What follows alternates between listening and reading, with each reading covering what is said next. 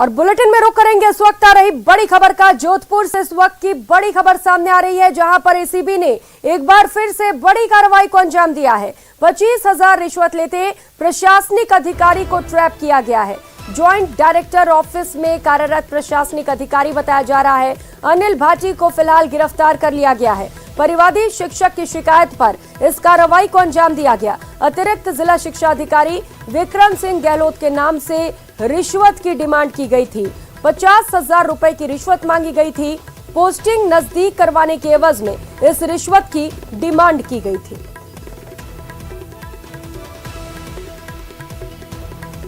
तो जोधपुर में एक बार फिर से एसीबी ने बड़ी कार्रवाई को अंजाम दिया है। 25,000 रिश्वत लेते प्रशासनिक अधिकारी को ट्रैप कर लिया गया है।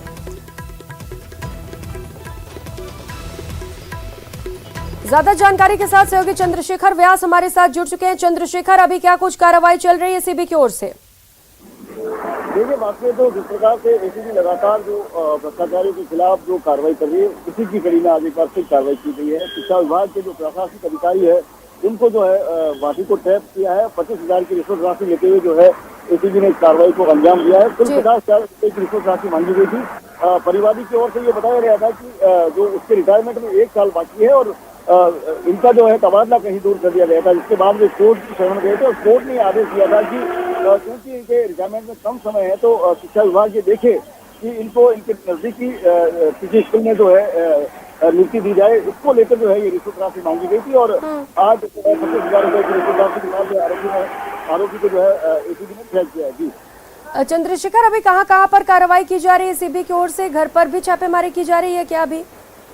देखिए, फिलहाल तो जो आरोपी को पकड़ा है उससे लेकर जो है एसीबी की चौकी में लाया गया और इसके साथ ही जो इसके उच्च अधिकारी है विक्रम सिंह गहलोत, जिनके नाम से प्रशासनिक अधिकारी ने रिश्वत मांगी थी अनिल भाटी ने, उसको लेकर पूछताछ की जा रही है और आगे जो है उनके भी रिकॉर्ड खंगाले जाएंगे। और जो है एसीबी के अधिकारी दुर्ग सिंह राजगोई ने बताया कि इस कार्रवाई के बाद आगे की और छानबीन की जाएगी कि किस प्रकार से अधिकारी जो इसमें किस तरह से इन्वॉल्व थे, क्या उनका योगदान रहा है और किस प्रकार से जो इन्होंने जो भ्रष्टाचार को बढ़ाने का काम किया उस पर नकल कसने का काम जो एसीबी द्वारा आज किया गया। जी बिल्कुल चंद्रशेखर, और बड़ी रकम यहाँ पर ली जा रही थी, 50,000 की डिमांड की गई थी।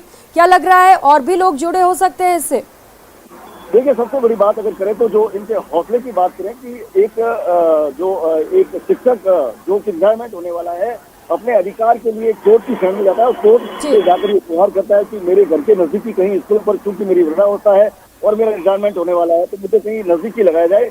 इसके बाद कोर्ट का आदेश होता है कि इनके लिए संभावना की जो है शिक्षा विभाग तलाश करे और जो कोर्ट का आदेश है उसकी संभावनाओं को तलाशने के लिए रकम मांगी गई। 50,000 की रिश्वत राशि इस जो बुजुर्ग शिक्षक से मांगी गई थी। कहीं ना कहीं ये आज एक बड़ी कार्रवाई एसीबी की ओर से कही जा सकती है। बिल्कुल चंद्रशेखर, एक और बड़ी कार्रवाई एसीबी की ओर से। बहुत शुक्रिया आपका इन तमाम जानकारियों के लिए।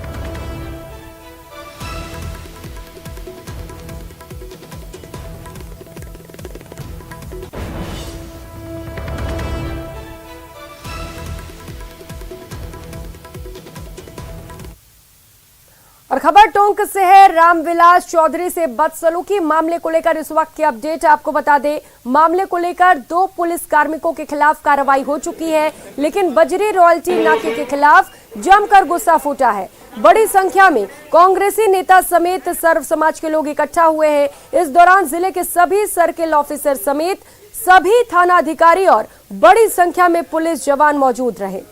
इसके बाद प्रतिनिधिमंडल एसपी कार्यालय पहुंचे और एसपी मनीष त्रिपाठी को मामले से अवगत कराया और बजरी नाके पर तैनात गुंडों के खिलाफ कार्रवाई की मांग की। कांग्रेस नेता रामविलास चौधरी के साथ बदसलूकी के बाद आज बड़ी संख्या में डाक बंगले में कांग्रेसी नेता समेत सर्व समाज के लोग इकट्ठा हुए और पुलिस कर्मियों के खिलाफ जमकर नारेबाजी, जिस तरह से कार्रवाई हुई है उसके बाद जो मेन मुद्दा था बजरी कर्मचारियों के खिलाफ इन्होंने खुला मोर्चा खोला है और जिले में जिस तरह से नाके लगे हुए रॉयल्टी नाके, उसके खिलाफ आक्रोश यहां जताया है। रामविलास चौधरी ने कहा कि किसी को छोड़ेंगे नहीं, आने वाले दिनों में देखा जाएगा कि जल्द से जल्द जो अवैध तरीके से जो नाके लगे हुए हैं उन पर कार्रवाई होनी चाहिए। रामविलास चौधरी ने उन बजरी के कर्मचारियों को गुंडा बताते हुए कहा कि पुलिस उनके खिलाफ कार्रवाई क्यों नहीं करती है। आप देख सकते हैं बड़ी संख्या में कांग्रेसी नेताओं के साथ रामविलास चौधरी कलेक्ट्रेट अब ज्ञापन देने के लिए पहुंच रहे हैं। हालांकि समर्थकों को मना किया था कि भारी संख्या में समर्थक ना पहुंचे, एक खाली ज्ञापन देना था, कार्रवाई हो गई थी। लेकिन समर्थकों में आक्रोश इस कदर है कि बड़ी संख्या में लोग रामविलास चौधरी के साथ, पुलिस के अधिकारियों के साथ कलेक्ट्रेट पर ज्ञापन देने के लिए पहुंच रहे हैं। न्यूज़ 18 राजस्थान, दौलत पारिक, टोंक।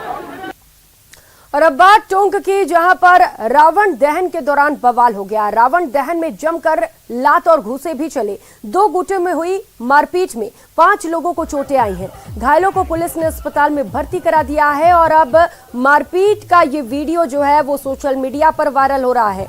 ग्राम पंचायत चारनेट का ये पूरा मामला है। वायरल वीडियो आपको टीवी स्क्रीन पर दिखा रहे हैं, जहां पर रावण जलाने की बात को लेकर विवाद हो गया और इसके बाद जमकर आपस में लात और घूंसे चले, जमकर मारपीट हुई, हाथापाई हुई, जिसके बाद मामले में 5 लोग गंभीर रूप से घायल हो गए।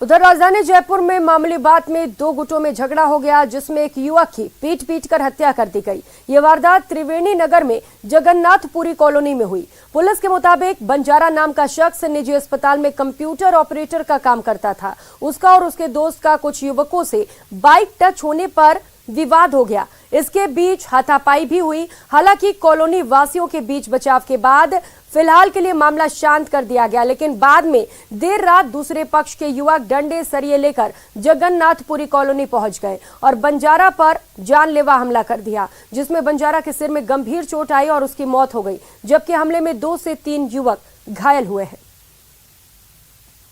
पिताजी ने, इनका लड़का था वकील सिंह बंजारा, जो सीके बिरला हॉस्पिटल में कंप्यूटर ऑपरेटर का कार्य करता है। जगन्नाथपुरी में कोई किराए के मकान पे ये रहता था। वहाँ इनके कोई झगड़ा हुआ, बाइक पे कुछ युवक आए और इसके साथ मारपीट की। तो इसके सिर में ज्यादा चोट लगने से इसकी मृत्यु हुई।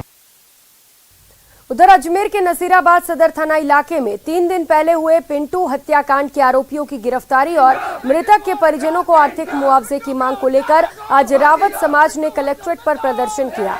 विधायक सुरेश सिंह रावत की अगुवाई में समाज ने कलेक्ट्रेट पर प्रदर्शन किया और ज्ञापन सौंपा। पिंटू किन 3 दिन पहले देराठू गांव में हुई विवाद में 3 युवकों ने जन्मदिन पार्टी के बहाने बंधक बनाकर बुरी तरह से मारपीट की थी। समाज ने आर्थिक मुआवजे की भी मांग की है, क्योंकि मृतक परिवार में कमाने वाला इकलौता था। इधर समाज के ज्ञापन देने के बाद ही कुछ ही घंटों में पुलिस ने हत्याकांड के 3 आरोपियों को गिरफ्तार कर लिया। 3 दिन पहले नसीराबाद उपखंड के ग्राम देराटू में पिंटू नामक युवक की पीट के निर्मम तरीके से उसकी हत्या कर दी गई थी और हत्या के बाद ग्रामीणों में भारी आक्रोश है। आज सभी हम लोग यहाँ जिला कलेक्टर और जिला एसपी को ज्ञापन देना है। हमारी मांग है कि इसकी निष्पक्ष जांच हो, जो वास्तव में दोषी है उसके खिलाफ कार्रवाई हो और इस क्योंकि गरीब है, परिवार में कमाने खाने वाला एक ही व्यक्ति है। तो हम जिला कलेक्टर महोदय से भी हमने निवेदन किया है, ज्ञापन दिया है कि उनको उचित मुआवजा दिया जाए ताकि परिवार का भरण पोषण हो सके। और अब बात बीकानेर की, और डांडिया में चाकूबाजी मामले को लेकर इस वक्त आ रही अपडेट आपको बता दें। एक नाबालिग को पुलिस ने डिटेन कर लिया है। कोटगेट थाना पुलिस ने इस कार्रवाई को अंजाम दिया है। आरोपी समीर पहले ही गिरफ्तार हो चुका है। एक और फरार नामजद आरोपी की तलाश जारी है। तो चाकूबाजी मामले में 3 लोगों के खिलाफ नामजद मुकदमा दर्ज किया गया था। मामले में गिरफ्तारी पहले हो चुकी थी। वहीं अपडेट आपको बता दें, एक और आरोपी को डिटेन कर लिया गया है। युवक पर चाकू से जानलेवा हमला किया गया था। छेड़छाड़ करने पर विरोध किया गया, जिसे लेकर कुछ लोगों ने एक युवक पर चाकू से हमला कर दिया था। फिलहाल पीबीएम में घायल युवक का इलाज जारी है।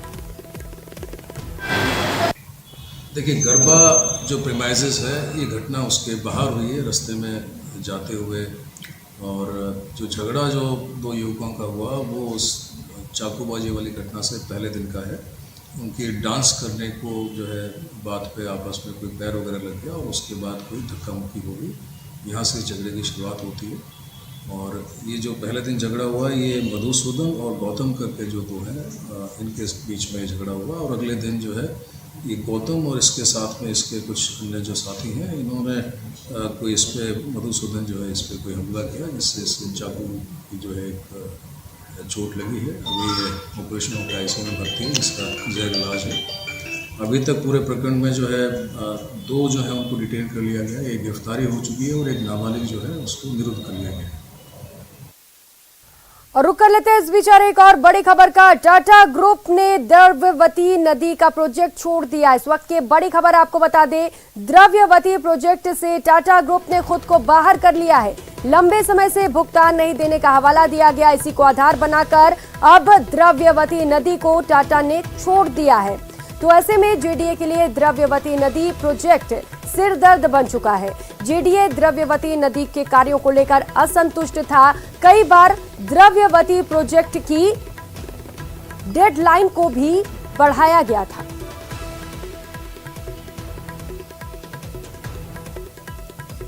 तो बड़ी खबर इस वक्त की आपको बता रहे हैं, टाटा ने बड़ा फैसला लिया है और टाटा ग्रुप ने द्रव्यवती नदी का प्रोजेक्ट छोड़ दिया है, इससे बाहर निकलने का फैसला लिया है और अब जेडीए के लिए ये प्रोजेक्ट एक बड़ा सिरदर्द बन चुका है।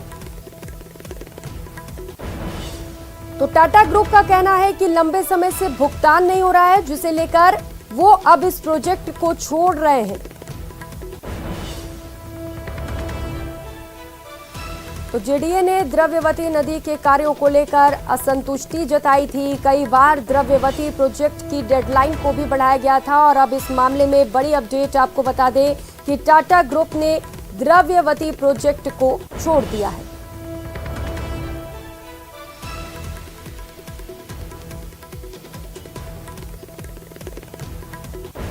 और भी ज्यादा जानकारी लेंगे, सहयोगी जयपुर से हमारे साथ रोशन शर्मा जुड़ चुके हैं। रोशन, क्या खबर मिल पा रही है इसे लेकर? टाटा ग्रुप ने छोड़ दिया अब द्रव्यवती नदी का प्रोजेक्ट, क्या कुछ जानकारी?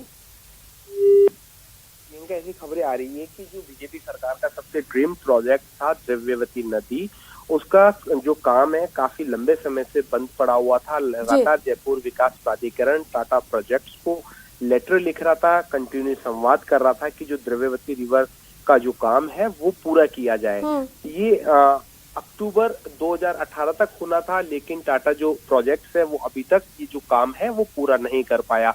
और आप विजुअल भी देख रहे होंगे कि ऐसी स्थिति होगी कि जो ड्रेनेज का पानी है, जो एसटीपी का जो पानी है वो बिना ट्रीटेड हुए द्रव्यवती रिवर में आ रहा था। लगातार बीमारी और जो दुर्गंध की समस्या फैल रही थी। ऐसे में पूरी जो प्रोजेक्ट को मेंटेन करने में टाटा जो प्रोजेक्ट है वो नाकाम था। कुल मिलाकर बात की जाए तो तकरीबन ये 1800 करोड़ रुपए से ज्यादा के जो प्रोजेक्ट था वो अब पानी में चले गया है। टाटा कंसल्टेंट जो टाटा प्रोजेक्ट है उसने इस पूरे प्रोजेक्ट को लेकर अपने हाथ खींच लिए हैं और जो एमओयू हुआ था इसकी देखरेख के लिए 20 साल के लिए वो अब टूट चुका है। जी रोशन, आप बता रहे हैं कि टाटा ग्रुप सही से काम नहीं कर पा रहा था और तस्वीरें भी हम देख पा रहे हैं, लेकिन टाटा ग्रुप का ये कहना है कि पेमेंट नहीं हो रहा था और इसी का हवाला देते हुए इस प्रोजेक्ट से बाहर भी निकल चुका है वो। देखिए बिल्कुल आप बिल्कुल सही कह रहे हो कि जिस तरीके की पेमेंट की बातें हैं ये भी होती है। कुछ कार्यों को लेकर जो टाटा प्रोजेक्ट ऐसा कहा जा रहा है कि आर्बिट्रेशन में भी गया था, लेकिन पेमेंट नहीं हो पाना और एक मेंटेनेंस नहीं हो पाना, दोनों अलग अलग जो चीजें हैं। ऐसा जेडीए का ये कहना है कि जितना जो कार्य हुआ है उसकी एवज में जेडीए ने पेमेंट किया है। तो अभी ये कह पाना बिल्कुल वो नहीं होगा कि पेमेंट नहीं हुआ। बिल्कुल रोशन, लेकिन फिलहाल जेडीए के लिए अब ये प्रोजेक्ट जो है वो बड़ा सिरदर्द बन चुका है। बहुत शुक्रिया आपका रोशन इन तमाम जानकारियों के लिए।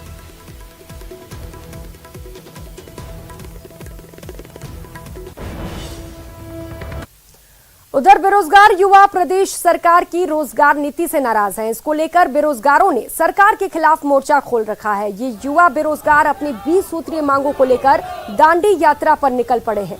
ये बेरोजगार पालनपुर से अहमदाबाद के लिए निकले हैं। इसकी यात्रा की शुरुआत कर दी गई है और आज इस यात्रा का 5वां दिन है और ये प्रदर्शनकारी अहमदाबाद में कांग्रेस दफ्तर का घेराव करेंगे। इस बीच सीएम अशोक गहलोत के बयान से युवा बेरोजगार आर पार के मूड में आ चुके हैं और दोपहर से फिर से दांडी यात्रा की शुरुआत कर दी गई है।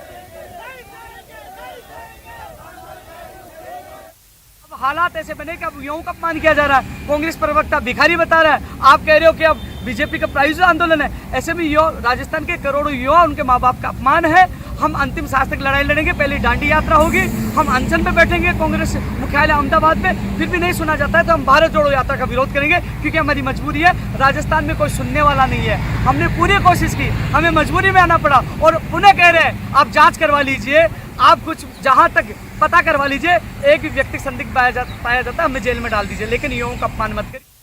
और चलिए अब बात कर लेते हैं स्कूल में हो रहे तालेबंदी की। प्रदेश के अलग अलग जिलों में स्कूलों में शिक्षकों की कमी के चलते लोगों ने स्कूल में तालाबंदी कर दी है और प्रदर्शन किया जा रहा है। पहली तस्वीर आपको सिरोही से दिखा रहे हैं, जहां शिक्षकों की कमी के चलते ग्रामीणों ने स्कूल में ताला जड़ दिया। दूसरी तस्वीर बीकानेर से है, जहां अध्यापकों की मांग को लेकर स्कूल में तालाबंदी कर प्रदर्शन किया गया।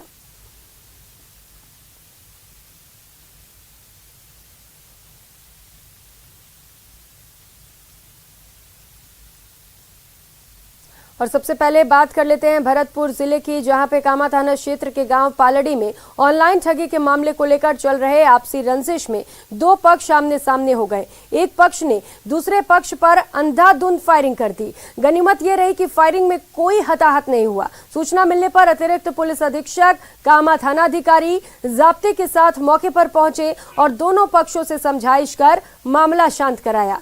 पालड़ी निवासी आंसू मेव को 1 महीने पहले गांव सतवास से बाहर की पुलिस पकड़ कर ले गई थी और वे कुछ दिन बाद छूटकर वापस आ गया। आंसू पक्ष के लोगों का दूसरे पक्ष पर पुलिस की मुखबिरी कर पकड़वाने को लेकर शक था। मामले को लेकर दोनों पक्षों में रंजिश चल रही थी और इसी को लेकर मारपीट हुई और हवाई फायरिंग की गई।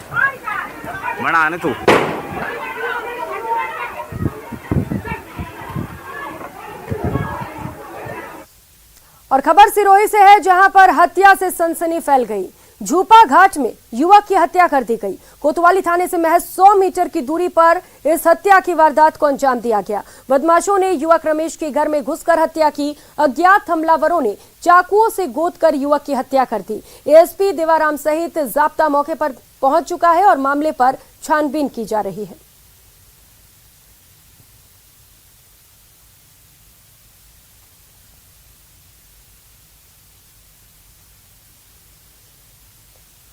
और खबर 12 से है, जहां पर अवैध संबंधों के शक में शख्स की हत्या कर दी गई। महिला के रिश्तेदारों ने इस हत्या की वारदात को अंजाम दिया। शिवाजी नगर निवासी विठल शर्मा की पीट कर हत्या कर दी गई। कुंज विहार निवासी महिला के देवर और भाइयों ने इस वारदात को अंजाम दिया। कोतवाली थाना पुलिस ने शव को जिला अस्पताल की मोर्चरी में रखवा दिया, जहां से पोस्टमार्टम कराकर शव परिजनों को सौंप दिया जाएगा।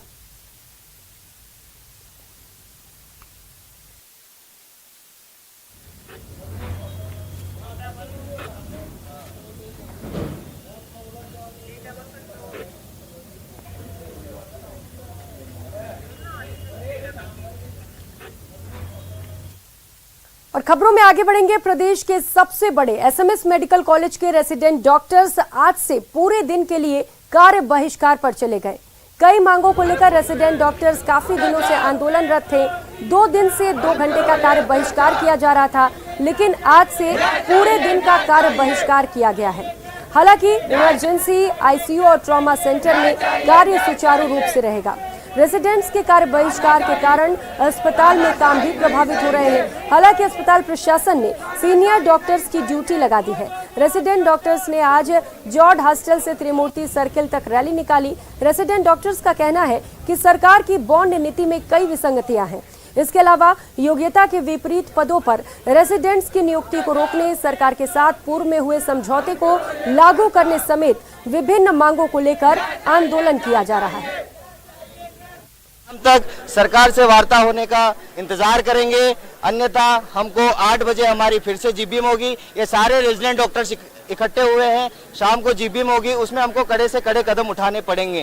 वार्ता अभी तक सरकार का कोई सकारात्मक रूप आया नहीं है, सकारात्मक निर्णय आया नहीं है। आप खुद ही सोचिए, 5 माह से जो पीजी बैच 2019 पास आउट हुआ है, बिना आय के बैठा है, तो कैसे आप बोल सकते हैं कि सकारात्मक इनका निर्णय आया है? सकारात्मक अभी तक कोई निर्णय नहीं आया। आप ये भी नहीं बोल सकते कि हम डायरेक्टली आंदोलन पे उतरे हैं। हम 5 महीने से बैठे हैं, चुप बैठे हैं, सरकार का इंतजार कर रहे हैं, लेकिन इस बुलेटिन में फिलहाल इतना ही। न्यूज़ 18 राजस्थान पर खबरों का सिलसिला लगातार जारी है। आप बने रहिए हमारे साथ। नमस्कार।